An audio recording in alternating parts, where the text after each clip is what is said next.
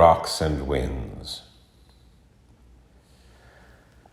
A monolith rips through the rocks, a singing stone shearing the wind.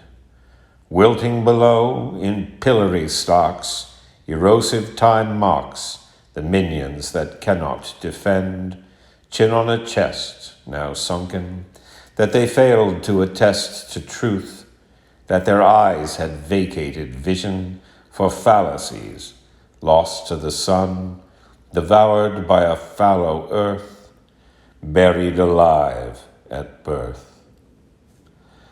Swirled in a dust stream of atoms that mirrored its parallel sound waves and danced to its rhythm, chaos ordained a system of density-packed decibels.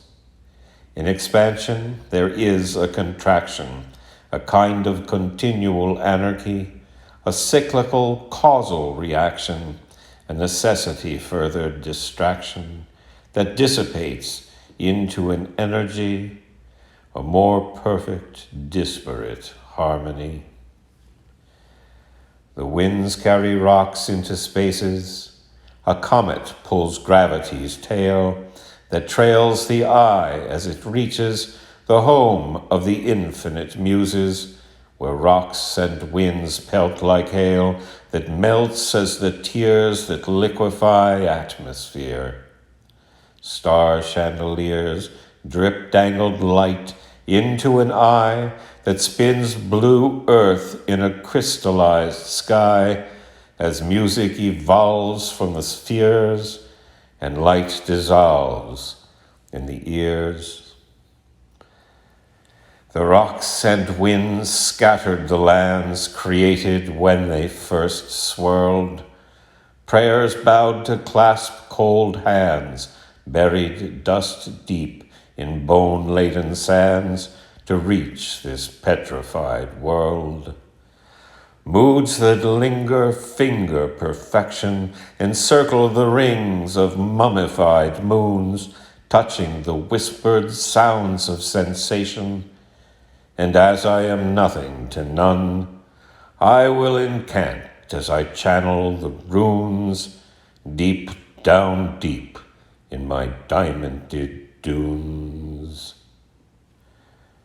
When the wind comes in gases and dusts, pressures release into radiant heat, while core singes mantle and crust. The mind time took to entreat and entrust touches truths that remain incomplete. Rocks and winds bind with attraction the metal that urges continue. Sandstorms where blindness is driven to the scorching brink of derision. Selfless winds wind into and through the urge to create, to make, and do. The wind rides on, the weight of the rocks is tied to the drag on Promethean chains. The hero can't stomach the shock, vultures that pick, peck, mock what's gone, what's here, what remains, but compels slumped Atlas to shoulder the sky, rise from the sweat of the sea, live at the edges and satisfy the numberless reasons why one sits half in shadow in light and gestates dawn through the night. The wind rocks the earth. It's blown over forests in rustlings of color, steeped blues, leafy greens, browns that awaken earth's timbres.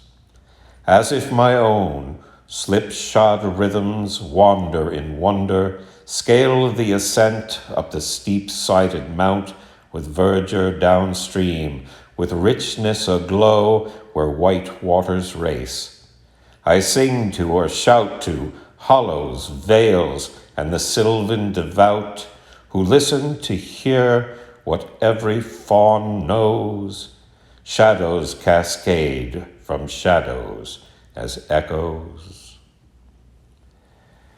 Where do prayers go unto Marmorian pillars carved from the sheer wall's steep face, to newborn planets, to candescent pulsars, Orion's belt's clustering stars.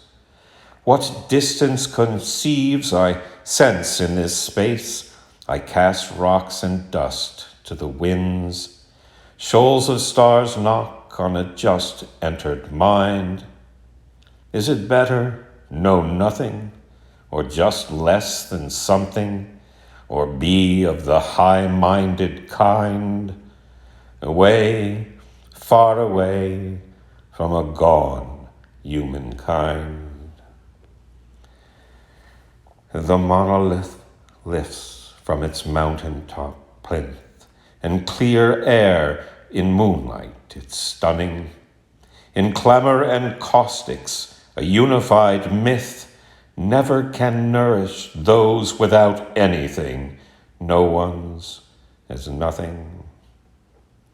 The maladies, curse of these cynical days, the perfidies, wheat become chaff. How to endure these profligate ways? It seems so arrogant now to give praise. Rocks and winds, fury and wrath, sacrifice pelting the empath.